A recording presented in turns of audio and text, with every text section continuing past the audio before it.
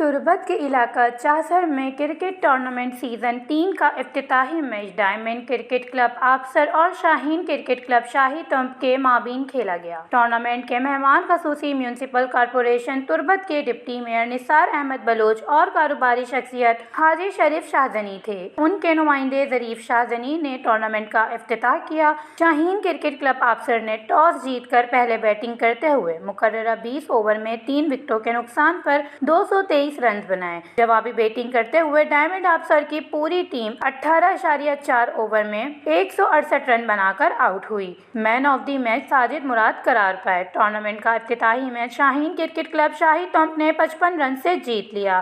اس موقع پر high school چاہسر کے head master Abdul Rauf اور کاروباری شخصیت ظریف شاہزئی اور ڈپٹی میئر نثار احمد نے اسپورٹس کی اہمیت پر زور دیتے ہوئے وش نیوز کو بتایا کہ اس کا اسپورٹ ہے والا ہماری واضح خواہشات اس کہ اسپورٹ بعض بہترین چیزیں کا سر میں معاشرہ وسط کے مرچی میں نوجوان کے منشیات ہے تو کب تک مبتلا ہم آنا صرف ایک اسپورٹ رکھیں خود کا اور میں اتھی خواہش ہمیشہ ایز اے ڈپٹی میئر ہونے اتھی بھی خواہش کہ مگیشن چکیش نوجوان سپورٹ بھی کرنا اسپورٹ ہے والا ہاں ایجوکیشن مسٹ ہیں، ایجوکیشن کے ساتھ ساتھ اسپورٹس بھی ضروری تاکہ ایک اسٹوڈنٹ فزیکلی فٹ بھی بیتے وانگا دیما بیبارتے ہیں۔